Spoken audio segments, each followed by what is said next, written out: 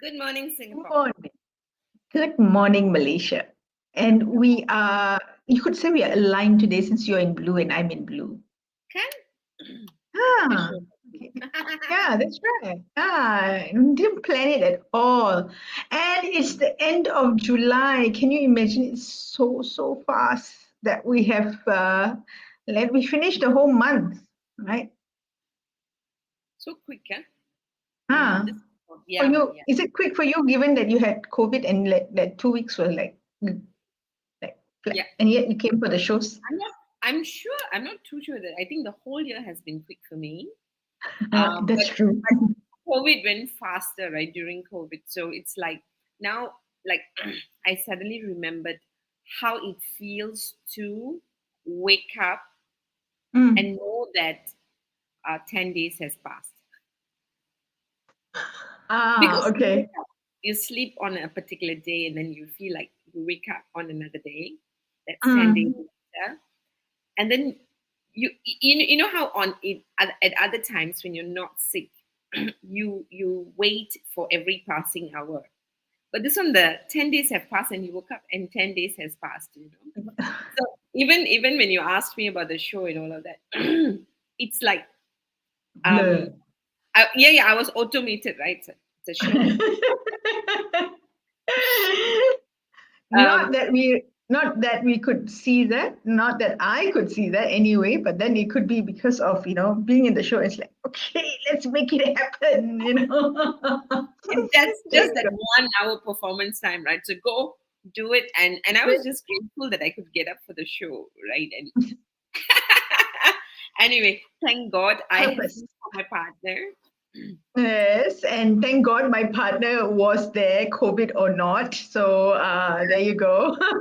Nice.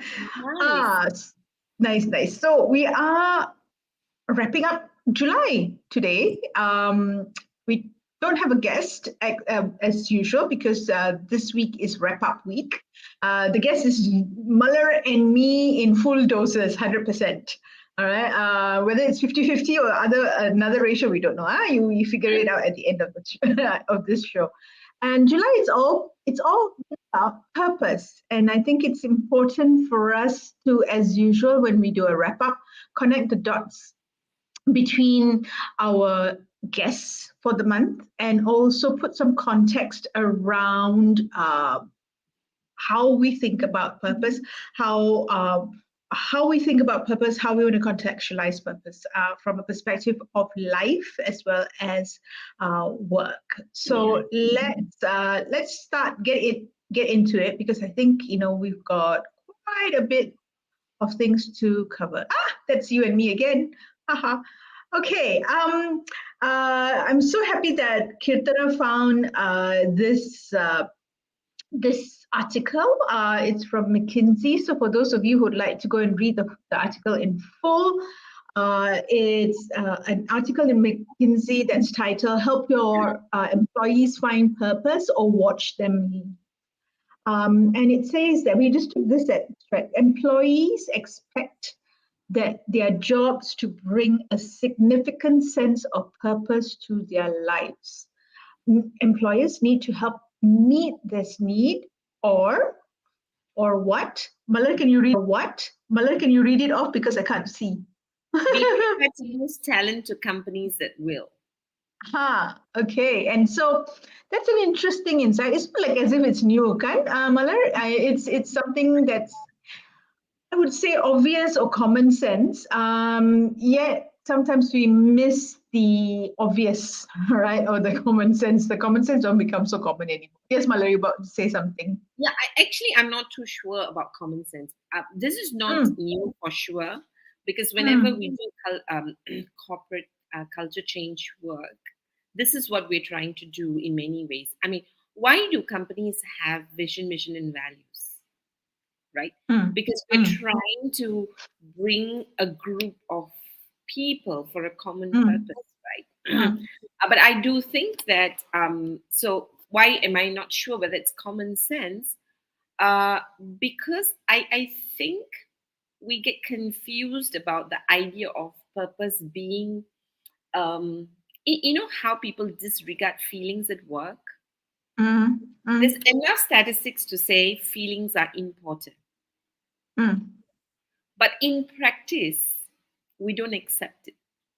mm. When you say disregard feelings in work, are you talking about when you're angry about something, it's not okay for you to be angry or to demonstrate the anger?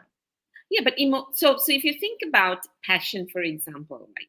Mm, When we recruit, we say we want to recruit for passionate people, mm, right? mm, But if someone is passionate about something, they would be disappointed when their ideas are not accepted or not heard. They become mm, demoralized, mm. right? And we Yep. don't address it, right? Because we think that it is your problem to deal with your emotions, because this negative, difficult emotions are not allowed at work because you're supposed to be a professional. So Yep. I find that we are we pick and choose with the double standards. What do you, yeah, yeah. We want a passionate professional, but you deal with your frustrations if your ideas are not taken up by yourself. Don't bring it out and with the team to do it. Got it. Exactly. Yep. Right. So Mm, mm, and in I love this is like I don't know whether this might be the most important and most favorite topic of mine. So when it mm, comes to purpose, so I think in the past, I think last month we shared some numbers about what happens to organizations that's very purpose centric, and you know mm, how Simon Sinek is like a superstar in this area. Know mm-hmm. your why. So it's not that Yep. we don't have, Simon Sinek's video is one of the most watched video, right? So we know Yep. the why is important. It's not that we Mm, don't know, right? But whether that's incorporated in our daily work, whether we see that it's important, uh, mm, not just in a motivational talk or a town hall, but really connecting the dots. And what I've known is that with the corporate culture change work that we do, when organizations see it, then they will actually do it. Right, they will do a corporate culture change work is a lot, right? But I think mm, what is now even more evident now, which I think clients or rather employers are forced to look at, is post COVID, the importance and the urgency of this has gone yep. up. Agreed. During COVID, most people have experienced it's a life changing experience, whether you were hit Mm, by COVID or not.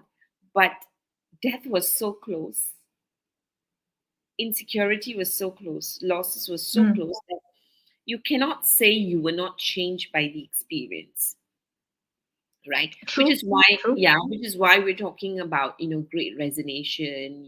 There's a lot of pressure now on employers to say, okay, already before COVID it was difficult to attract talent, and when we talk about talent, we're not talking about seats on the in the getting people to meet the numbers, right? We can meet numbers because there are a lot of people who are not employed, but we're talking about talents, people who bring their hearts and minds to work Mm, with mm. clarity, right? Nice one. With Yeah, clarity, right? Because yeah, that's right. yeah, you want them to be very clear. You want them to come and contribute. You want them to make the most. Want them to bring optimal performance. And to bring the whole self to work. Yet you need to make sure their well-being is taken care of, right? So that's quite a number of things coming together, and you need to make sure it's a happy place. And purpose is, I would say, like the center of perhaps all we do, the reason we start business, the reason we Mm, want to work as individuals, right? Most correct. businesses start with an aspiration to make a difference, and that's purpose. So, this article, what I liked about this article is really there's so much of information as to data to say how actually purpose will drive our people and Yep. the business positively is what it is. Anyway, Yes, I went yep. And we're going to go into some of that data. We plucked out a few of that, um, some areas of data. Yeah, what am I saying? Data, and we're going to look at that. But before we do that, I think it's important for us to recap the three areas we touched on, the three specific areas we touched on this month around purpose. We had three speakers, guests. All right, we had Nirmala, who talked about household income and resilience. We had Sharol, who talked about coaching, how coaching can be used to help us entrench ourselves, find, relocate meaning, relocate purpose, and tie it together with the organization and organization's purpose. And then we had Vinita last week, and she talked about how education is core to sustainability. So if you want to sustain anything, whether it's an organization, it's a project, it's a country, education, forms the focus of that. So I'm going to start off with my take on the three, and then I'll hand it over to you, right? So for me, for me, the two first and the last shows, which was about financial resilience and education, that was very intuitive to me. Okay, that. And because both are very close to my heart, and in my LinkedIn posts just before each program show, I shared a particular episode that happened in my life, right, around it. What was a little bit of finding a match was the coaching. However, thinking about today, in preparing for today's session, and I'm thinking about the three shows, I realized that coaching doesn't, you know what, you and I, whenever we have a conversation, to me, that's coaching. Not whenever, but when we have, something that we are grappling with, and I have a conversation with you, or, the others in my close circle. In a way, it is coaching because, it's not just friends. You ask questions, you get me to think about things differently. It is, in a way, a form of coaching, right? And the idea of a mentor doesn't have to be something that it's done by the company. The organization doesn't have to say, go find a mentor. I mean, we can find a mentor. We can look for that person that we want to emulate, right? And that person might change in your different stages of life, and and go and shadow that person and model that person and see what it is that the person is doing. So I made my peace with coaching. Financial resilience is for me very, very important for me right now. And I thought Nirmala did, and the work that they are doing at APKP is very, very important. AKP set up.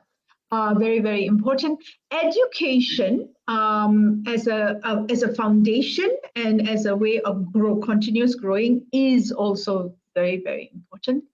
I think what I took away, my takeaway was that coaching is something that we do. We just don't realize that it's coaching, or we go and seek that person who can be our coach in instances that we need that support.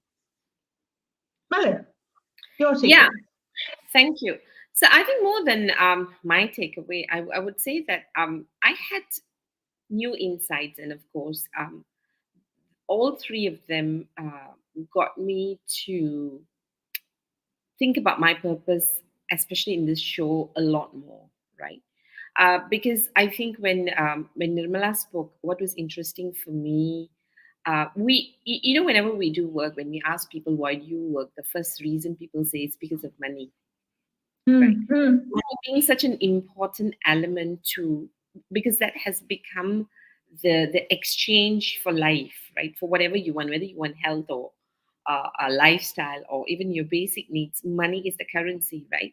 So whenever when you run programs, when we're talking about motivation, when we say, why do you join the company? Why do you do the job? The obvious thing is money, right? And I think when Nirmala shared about household financial education, what was very, very clear is that it's so important, yet we don't talk about it. We don't mm, talk about it. mm. We don't get educated about money, how the No, because systems. I think we think we are educated about money. I think that's a fallacy that we hold. We assume, Mm, it's like mm, mm, communication, right? Because mm, communication is so central in relationship, but it's something we don't pay attention to in our education system, right? correct, So correct. financial education, I think, is core, because if, especially for in organizations, because we need to start thinking about, do we actually understand, why we're doing what we're doing? Because you are using your money to very much meet your purpose, right? Mm, You mm, need to do that with really financial education, right? So I thought that was like the statistics, the numbers that she shared was really mind-boggling, because we don't think so. It's a lot of unconscious habits that may not be mm, useful, that gets us into financial trouble, which mm, then takes you away from your purpose, right? Because on one hand, we want purpose to live a meaningful life, but a lot of meaning is attached to money. And if you don't learn how to manage money, one has to go, right? So do you go after the money, mm, or do you go for the purpose? mm, And you're torn in mm, between. So I thought that was so powerful. And I think organizations should educate employees on financial education, so that employees begin to take control on how to they make educated choice about how they use their money. Because otherwise, mm. every time people get promoted, for example, or they get their yearly increment, you would The realize that struggle still the struggle still it even continues, right? increases, right? Because I upgrade my Yep, car, I upgrade my house, I upgrade my lifestyle. And there correct. will always be in the space of, I don't have enough. And when I don't have enough, I'll be dissatisfied. Yeah. It's for me it's a little bit funny, right? What do I mean by funny? I recently read somewhere, I can't remember where, that Maslow's hierarchy of needs is passé. It's no longer relevant. But the more we have these shows and the more we talk to our guests, I think it is still very relevant, right? Like you said, you self at the end is your self actualization, right? If you take Maslow's hierarchy of needs, but you can't get there if this part is pulling you down, right? This part, your brain, it always pulls your brain to that space, and you're still sitting in that space. How do you want to progress up? So yeah, it may be simple. Maybe it's not relevant these days in this complex world that we live in. Sometimes the simple, I think, is gives us more insights than the more complex things. Actually, Maslow is my most favorite, because I think Yeah. it never lost its relevance. Because when we're doing Maslow in our in the workshops that we do, is this right? When you talk about physiological needs, right? Need for shelter. Mm, I think the mm, need has taken a a different form, right? mm. So Yep. if Yep. you look at young graduates, right? So when I don't know about you, but I'm sure, like for me, when I came to KL and I started working, physiological need means being able to rent a room, share a room, right? We Mm, went from mm. that. But today, physiological needs for young graduates means that I must be able to live in a Soho unit on my own, right? Now, think about safety needs, right? How much we pay for insurance, and we don't realize that's Mm, what we're paying for, safety, mm. right? And during Yep. COVID, you could have had all the money in the world.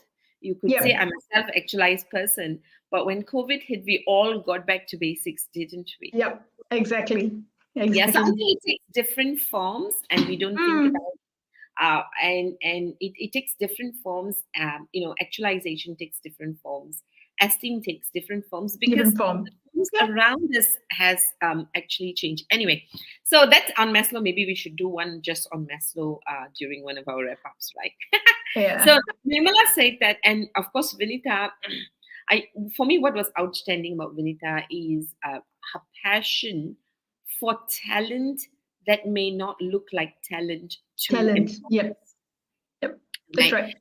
She is working with the I would say, the underprivileged, right? Where, talent doesn't come with good English, talent doesn't come with With the typical great polish and professional look. polish. Yeah. So she was dealing with that, and I thought that's really important, because when we talk about talent, we have an idea of a talent, and how do we now? I think she brought in a very important question. Number one is actually, what is the purpose of education, and are we staying true to the purpose of education? Because on Mm, one hand, in Malaysia, we're having more graduates, i.e., mm, education. On the other hand, employers are saying that our graduates are not employable.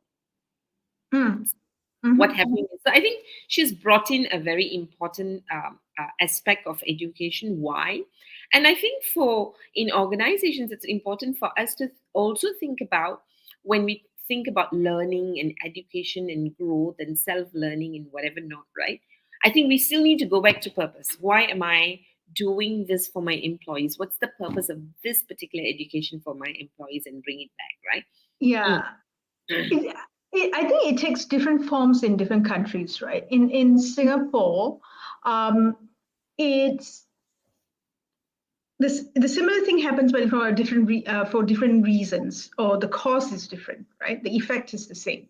So if you come from X university or from university, are you therefore deemed better as a better fit compared to someone who's graduated from polytechnic, for example, Mm. or went through polytechnic, then went into a university outside? Then there's university in Singapore versus universities outside, right?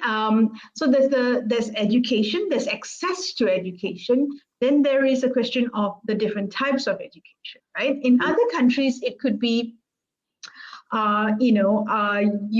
you speak English, but someone speaks English with an American accent versus someone who speaks English with a local accent, right? And how do we see that, right? How do we see that from a context of fit, right, with the organization? Yeah, so I think it takes different forms in different countries. The challenge or the struggle is a little bit different. Yeah. And I think, which Mm. is why the idea of purpose becomes even more important, because when we do what we do, right, we need to bring it back to purpose. In fact, what you just said actually is very much the core of diversity and inclusion. Mm. When we are talking to people and we're judging people for the way they speak, are we I mean, that's already bias Yep. against them, all right, right? Because you're Yep. holding a picture of what a great talent or a great mind sounds like and look like, and you miss out Mm. on the content. I thought that, so that's still bothering me, Yeah. because I know there's some truth, but we also know that, and when it comes to diversity and inclusion, that's something that we don't talk about. We talk about external forms, right? But we Mm. don't talk Mm-hmm. about the The internal. mind. Yeah, so Yep. I thought that Correct. was one like, that's a question that's like lingering in my head. I still haven't found peace with Vinita's inputs. Mm. She has Mm. triggered me. And Cheryl was interesting for me. My biggest takeaway from Cheryl's session was, even top leaders need to be made to feel secure. So Mm. I absolutely loved that from Shahrul, because he's talking about top leadership, and how they make sure that they put a lot of things right to make leaders feel safe, because I Mm. think that's something that's ignored, specifically at the leadership space, because we assume Mm. leaders feel secure, right? And I Mm. thought that was brilliant. And the way they went about the process, they did all the things that need to be done to To make it safe. to make it safe, to make it Mm. voluntary, to make it Mm. confidential. And that's where Mm. growth really takes place, because Correct. eventually people won't need it, because they already know it's a safe space. Mm. I Correct. thought that was brilliant, right? And all Yeah. three of them actually bring us back to the question of, how do we actually make a difference and live our purpose, right? So now I was Mm-hmm. thinking, if we think about if education and finances comes together, if we are educated, and if you get the Mm, right coach and mentor, can you imagine the kind of choices that we will be making, right? mm. Which Yep. then brings us to, I wanted to share this, right? This is one of my favorite books, Lost Connection, but Johann Hari. Yeah, I hope I'm pronouncing his name correctly. Now, he hit me because during COVID, we were talking about depression going up, mental health issues going up, and it's ongoing. Mm, We know it's going to be one of the top issues for us. Now, what he did is he did a research and he looked at how, people who have mental health issues, end up taking medication, right? mm, Now, mm, do we need medication? Of course, sometimes, maybe. But what he found was this, right? He found that the reason people got depressed, right, is because they actually lost a connection with it. And so, what are these mm, connections? Is what is really important. So when I speak to people who feel down and low and depressed, I'm now able to now figure out what is actually bothering them, right? So he talks about meaningful work. So it's amazing, right? Meaningful work and meaningful values. In June, I think we spoke about values, right? So why values are important and how we are connected to our values. And when you have to live your life in a way that where you disconnect with your values, or you disconnect with meaningful work, or you disconnect with people, right? During COVID, we would have realized, we wouldn't have like realized how the conversation at tea break makes the whole load of difference. mm. How turning to your colleague and saying, you know what, my daughter did this today, gives you so much of joy, excitement, and relief.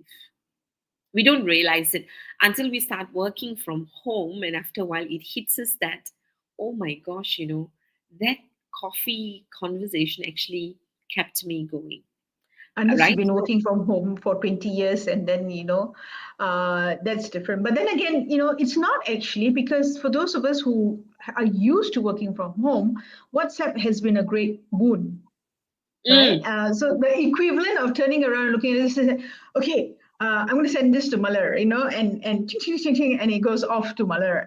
To me, it's as good as turning around and saying, Malar, what did Gautam do today? Um, all right. So it is. We just find different forms of doing it. Right? yeah. Someone to And connect. then when you talk to people who've been working in an organization, I think Gallup asked the question whether you have a best friend at work, Hmm. right? Because when we think about engagement, it's just not work, it is the relationships, right? So, and when we talk about relationships with people, we undermine the importance of the small, meaningful conversations that we Hmm. have that mean something to me, right? So, if I like, Yep. for example, talking about a book, right? I Hmm. find a lot of Hmm. joy going for coffee and talking about a book, for example, right? So, and these Hmm. are things that already exist in your structure when you're working, in your normal social life, depending on how you live your life, right? And Yep. when you don't have that, that's a disconnect, is what they're saying here. Hmm. So we don't Hmm. realize how we're connected to people and how they're contributing to our meaning. All right. Of Yep. course, childhood trauma is something that we all understand. So if you come from a traumatic background, right? Chopa, And chopa, chopa. Chop, chop, chop. When you said we all understand, I have to say this, And if you think you say you don't understand because you don't have it, you're kidding yourself, right? But that's another conversation and something for you to go and think about. Okay, back to you, Malan. okay, I like it when you behave like me. Cannot tahan, must stop one. Mhm. Now, childhood trauma. I mean, we know trauma affects us. So if you realize that you've experienced a childhood trauma in your growing years, right? Especially in your forming years, some major event, the best is to find healing, because there's enough study to say that even leaders who are very toxic actually have a traumatic background. And that's another big story for another Sorry. day, right? Because Yep. I think, for me, one of those things in organizations is, when we say I don't want to, sometimes we say it's not even professional to ask if someone is married Mm. or their Mm-hmm. background. around, I have Mm. issues with that, right? Because Yep. I want to know where you come from and how your experience has shaped you, because that's the person I'm hiring, Yep. right? So that's a big thing on childhood trauma, and I think that's pretty clear. Status and respect, where Mm. people feel that if you feel you need a status, so if you're not associated to status and respect, so think about people who have been a center of a personality for an organization or a brand, to be disassociated to that, right, can make be a major disconnect. And I think at an individual level, we when we talk about emptiness syndrome, right, when our kids Mm. stop needing us, we feel it, right? That it's a disconnect with your identity as a person, right? Then they talk about natural world, especially if you come from a space where there was a lot of nature, you were exposed to nature, and then you come to the city, people actually feel depressed, right? Now, the second last one, I think, is what we all probably are experiencing, right? With so much of noise about inflation and how the economy is going to be more challenging, whether we all have a hopeful and secure future, whether we Mm. feel hopeful about the future, right? And of course, the last one, role of genes and brain changes, I think that's more physical. And if we look at the first seven is something that our job provides. Oh, And we can influence. exactly. And, Mm. and I think organizations are doing this in different forms for sure, right? Recognition, how we have advocates for the nature, right? Mm. For Mm. the for ecological, you know um, ESG, as you yes, call it. yeah, So, yeah. Mm. right. So all of this is happening, but I'm not sure whether we're bringing it together and whether individuals know what is their connection or disconnection. I think, not I think, it is happening. So to just draw on you, it is happening, but it's happening separate from each other. So they're not interlinked. Mm, And they're not linked to the organizational purpose as well as the individual's purpose. I think those are missing links that need to be addressed. Because what organizations seem to be doing is that they are having pockets of this happening, and maybe they're not either connecting them all the seven in different ways to see how they all link up, or they're not connecting them to the purpose of either the organization or the individual. So that's an that's interesting to evaluate and see, are we or are we not doing that linking mm, up? mm. Mm. And I think this is just like a Maslow's theory, right? I Mm. think if we can, in our conversations, begin to um, listen into what is important for that person, and to see whether whatever that's important for the person, whether the person is still connected to it, will be a great indicator to know how people are experiencing life, and how that could cause a disconnection for them, and Mm. demotivation, and eventually depression, because he's talking about depression in this book. Nice. Mm. Which, Shall we which is move? yeah, which is really interesting, Mm. which goes on to our next slide, again Mm. from McKinsey. I thought this was brilliant because Yeah. when we think about purpose, right, I think purpose in personal life can be quite straightforward. Uh, Mm. in fact, yesterday I was at UNITA talking to a group of young people, right? And so there was a question that was thrown to me. I don't know what happened to me. So they asked me why students skip classes. Oh, okay. And I was thinking, why do you ask me whether Ask me. ask Why me you give classes? who is skipping classes, right? And and so what was interesting, one of the data they shared was in, I think, tweeted 3.1 million. This is US students who tweeted and said why they skip classes. The top reason that was given to them is they don't have the mood. I don't Mm. feel like it, No and mood. no mood, And then I quickly laughed and I said, I don't remember skipping class, number one. Number two, I don't think I even thought I had a choice to be moody, to make such choices. Mm, mm. I said that. So I said, I can't relate to this, but I do know that the one thing that kept me going is that I went for every class, even though I didn't know what was happening and I got punished and I stood outside the class because that was my only ticket out of poverty. Mm, And that was my purpose. So for me, education had a purpose because it was my ticket. mm. And then I looked at the young people and I said, do you actually really have a purpose for your education? Or is it something that you're doing because everybody's doing it? And Nicely done. yeah, and I think only three or four people put up their hand to say that they have a purpose. And mind you, these kids don't come from, most of the kids are from average or below average, the lower Rich below average, or B40. income. Right? Now, so can you imagine it's got comfortable that even for them, they don't see why they need to do what they need to do. So I said, okay, Yep. since you've decided you'll skip class, can you skip class and go and look for your purpose? Good. And then Nicely. once you find your purpose, you may not want to skip class anyway. Classes anymore. Yeah, right. That's right. I my purpose for not skipping classes in primary and secondary school because I was totally afraid my father, who was a teacher, will find out that I'm skipping classes because probably somebody in school would probably know my father and therefore tell me. In university, I skipped classes. Yeah, yeah, yeah. I skipped classes because I'm bloody lazy. That's basically it. Seriously? Yeah, I was lazy. But I had a purpose, but I was lazy. Anyway, I achieved the purpose, but that doesn't mean that it's going to work for everyone. And I Yeah, knew the yeah, yeah, yeah. I knew the person that I could go and say, "Can I get your note?" yeah. Okay. No, my problem is even when I go for classes, I don't understand what's happening. I need tutoring from my friends. Imagine if I don't go for classes. Anyway, so I thought that I think when we think about purpose, I think we all have purpose anyway.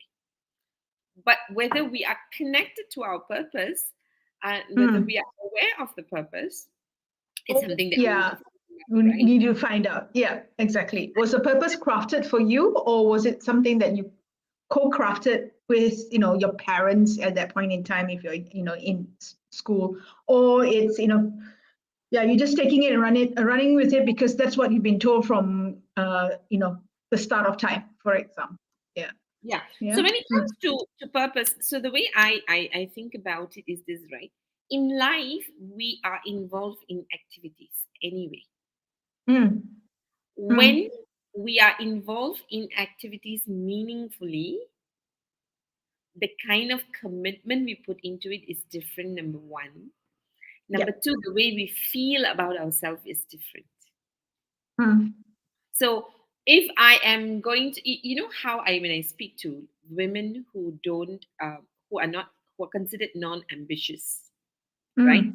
I just want to come to work because this money is going to help, give us a better lifestyle as a family. I want to contribute to the family income, for example, right?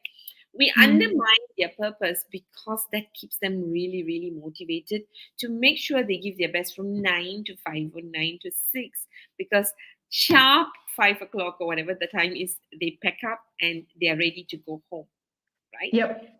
And so we are involved in activities, but when we are involved in meaningful activities and we connect that to us, we feel good about ourselves, right? So Mm. can you imagine, one day you're not you're not having a great day and you're back at home and you don't feel like going to work the next morning. Your purpose makes you wake up again. That's where some parents will tell you, when I'm demoralized, very simple. I just look at my children's photo and I know I need to get up and get going. Right? So Mm. that's purpose, right? Purpose is why I do what I do and how it makes me feel as a person. I feel fulfilled as a person. I feel I'm living a meaningful life. What I like about this particular piece of work, and again, you can go and have a look at the McKinsey report, is that Mm. we draw purpose in most activities that we do. right? So here what they're doing is that they're looking at an individual whose purpose is totally aligned, right? So we find purpose from the organization. This is where vision, mission, values, and Mm. connecting it. So this is why some organizations do great orientation work at Mm. interview level.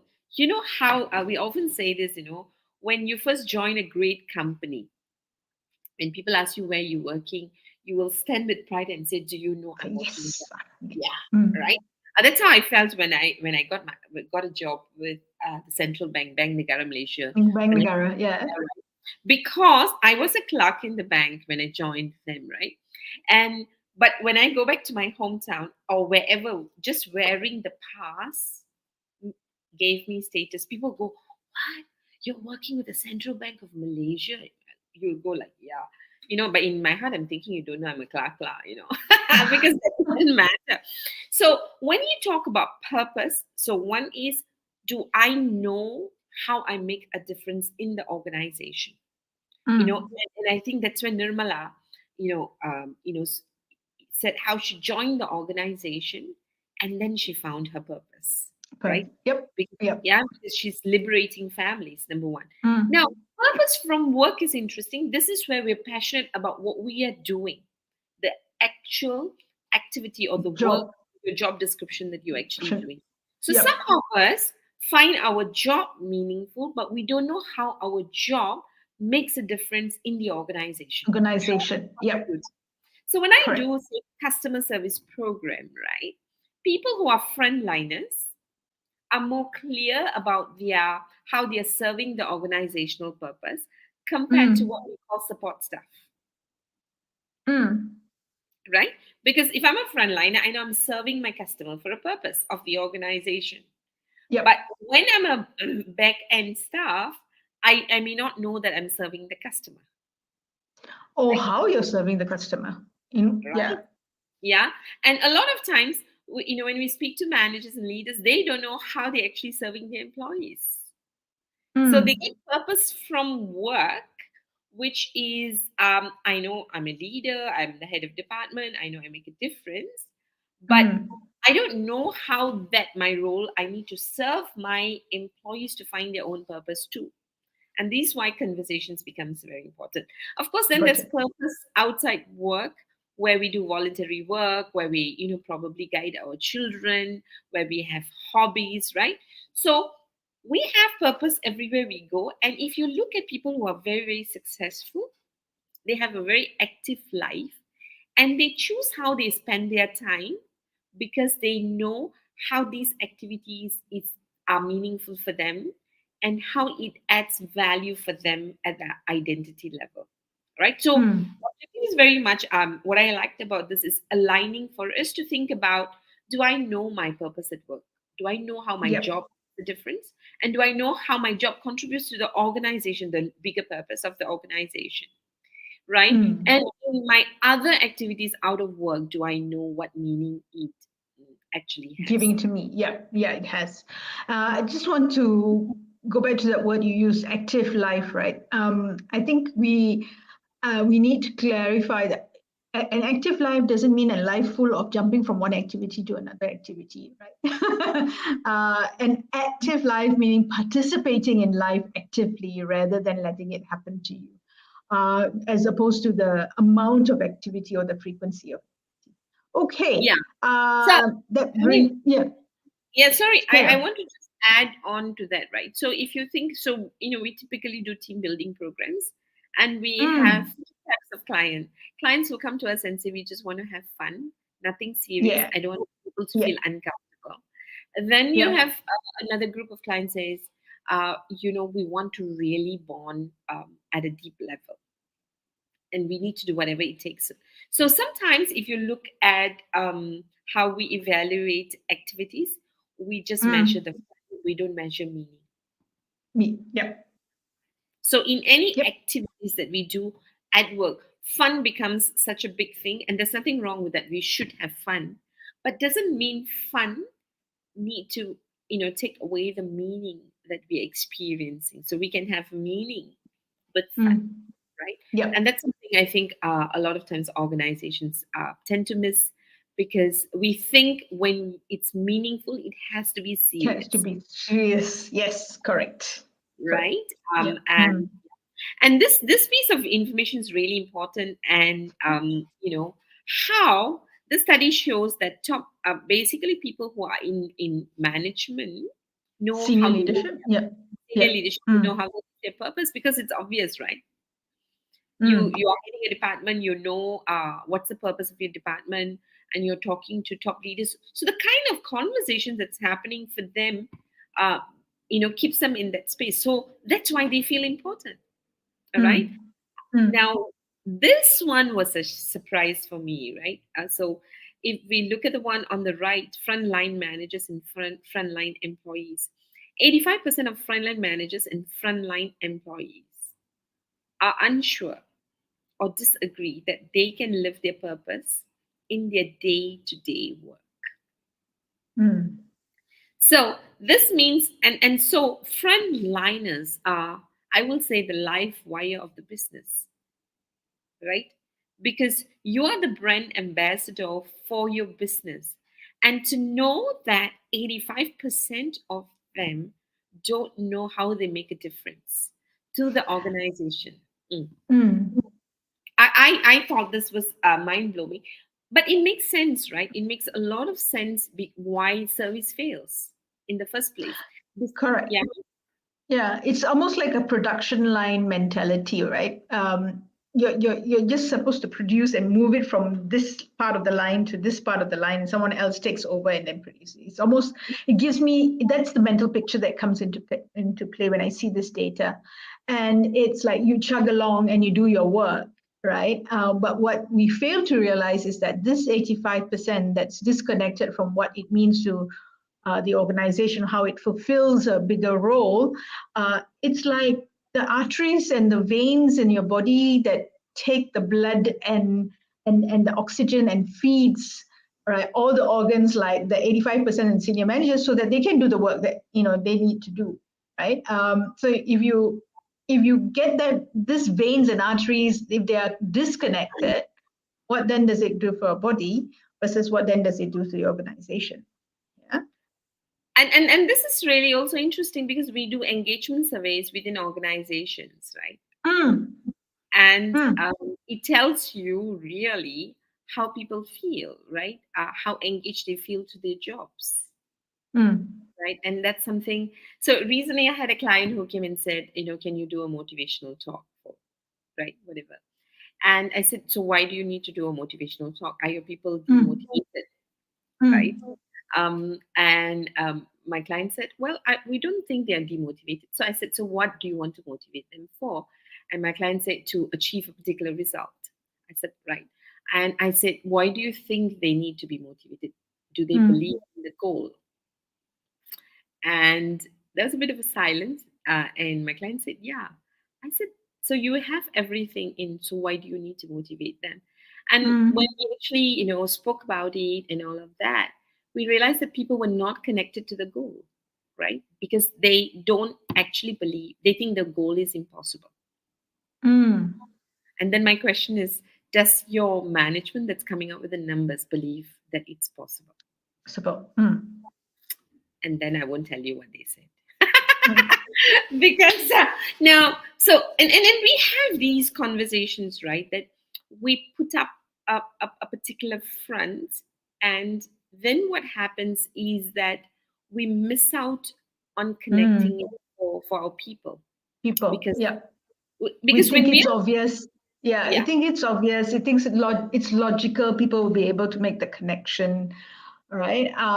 It removes the emotions from that we remove the emotions from the connection, Mm, right? We keep it to a logical connection, right? We hit X last year.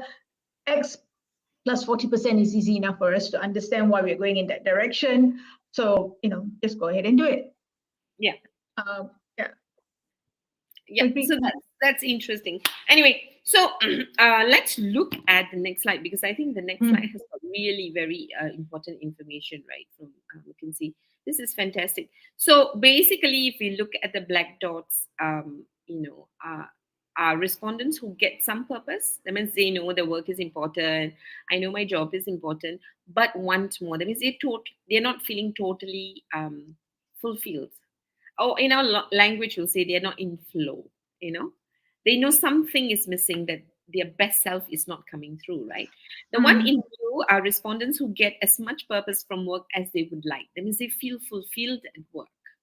That means they bring their flow states at work, perhaps even overuse, I suspect, right? Mm. And so what we can actually see is this, right? People who are, who get as much purpose have higher energy, greater satisfaction, greater health, greater resilience, greater pride, greater satisfaction, greater commitment, greater engagement, greater achievement, greater connection, and greater excitement. Now, these are things that we try and do in so-called motivational programs and team building Programs programs, or team building programs. Yeah. Yeah. Yeah. Yeah. ongoing engagement, right? And all we need to do from the stats is that connect them to the purpose, help them Mm. to find the connection. Is what it's saying, and I hope, like, it's so Mm. straightforward. Let's just do it, right? We Yeah. can't You can't tell why purpose is more important, after seeing this. Okay, I'm going to say something controversial. I think leaders find it a lot easier and to deal with. Let's send them for skills program, right, or a team building program, than have a conversation that might be difficult. And I think, I won't say all leaders. I happen to work with leaders whom I usually respect and love, right? And I think that's why, first and foremost, we need to figure out whether leaders are connected to the organizational purpose, whether leaders have purpose, True. right? Because Yeah. if we bring in leaders to meet numbers, that's the behavior you'll see throughout the organization, Mm-hmm. right? Whereas, when we talk about, I mean, very simply said, right? If you're recruiting, for example, if you're recruiting to meet the job description, then it's easier to meet the numbers, right? Correct. But Yeah. if you're recruiting to really be true to the process of bringing in talent, you need people to bring their hearts to work. It's a lot more hard work, Mm. a lot more Correct. complexity, a Yep. bit more time consuming, but it has got long term benefits. Correct. Agreed. Right. Yeah. So yeah, I And just put the word there, all, like, it's like a trigger to never. So all comes in. Yeah. and that brings us Um. to, yeah. Yeah. The putting it all together, right? In a Yeah. different So form. Yeah. this one, maybe actually, again, this is from the McKinsey, and I just thought, the first one, Nicole, purpose is aligned Mm. with and fulfilled with her company's purpose, and I just wanted to just share with you a story. This it's been Mm. more than 12 years. More, I think 15 years ago, I did a program for a hospital, right? Mm. And I was doing focus group interviews, and I Mm. was so excited to meet specialists because they're so clever, right? And then we were also interviewing the cleaners, right? And what was really interesting is I was inspired by what the cleaners said. So when you were talking about purpose and do you know how you make a difference, how your job makes a difference, the cleaners very interestingly said, this to me, because their toilets were known to be clean, really Mm. clean. So when we asked them, so, how do you keep this high standard? And they said, we know our job is to make sure people who come in here are safe and leave the place safe, which is why we need to keep this place clean enough so that people feel safe when they come into the Mm. hospital. So Mm. what? And I was like, my, blown. And they are really very proud. They get very Mm. upset when the toilet is not clean. Number one.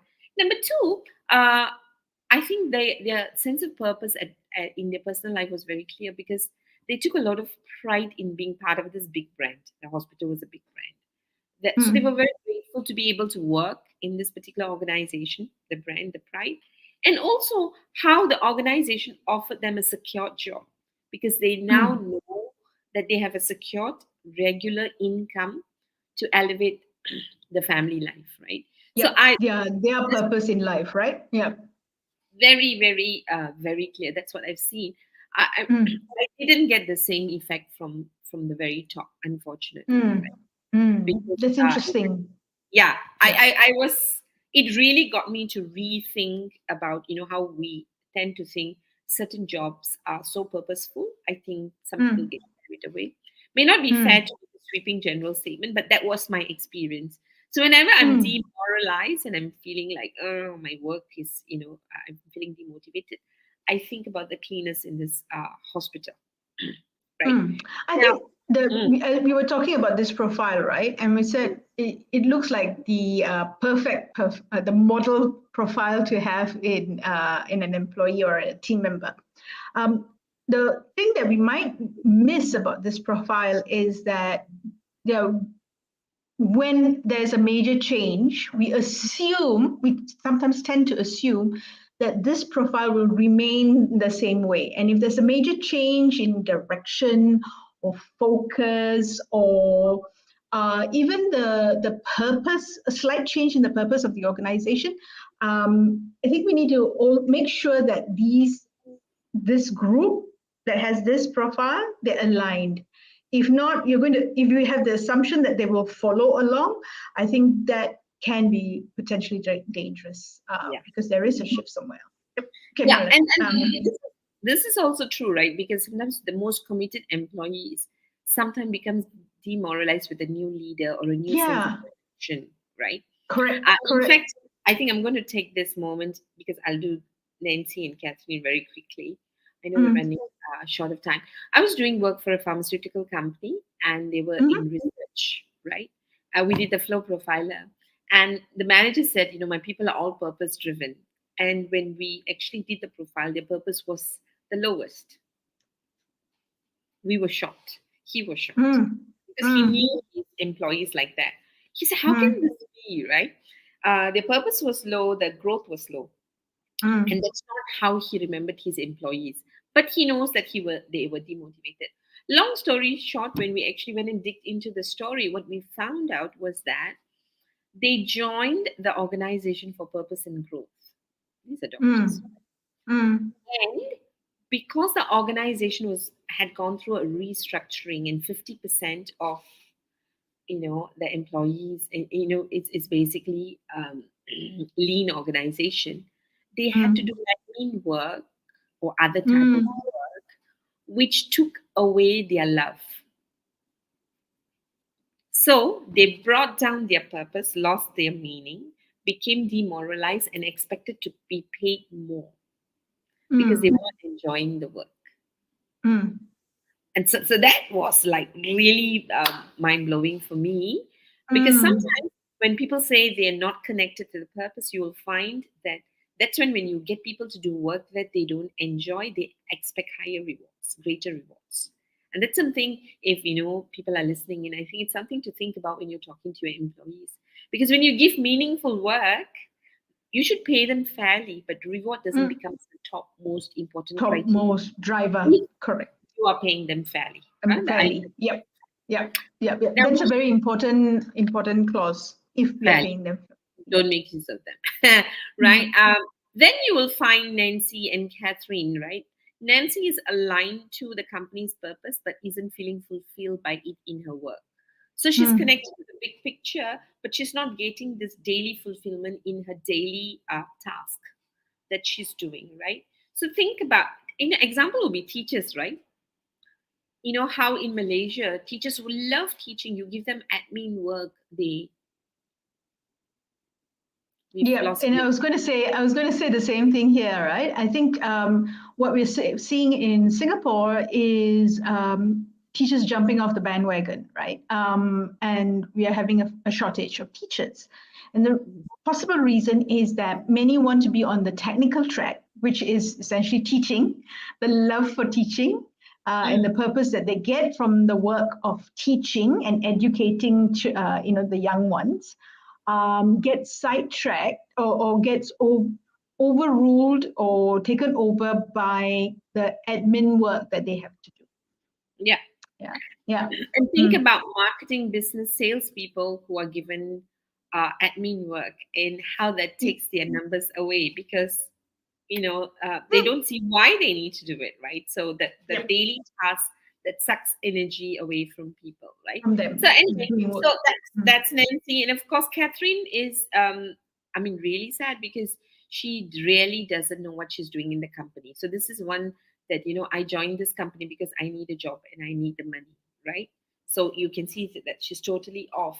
And if you're listening in and watching this, you can ask these questions where you are in your job. Mm. And if you're a leader or a manager, you can also think about this for your employees, right, Mm. Shyam? So, with that, Yep. we hope that we've done some justice in the last 1 hour. Why purpose is really the most important thing for us to get our business going and right.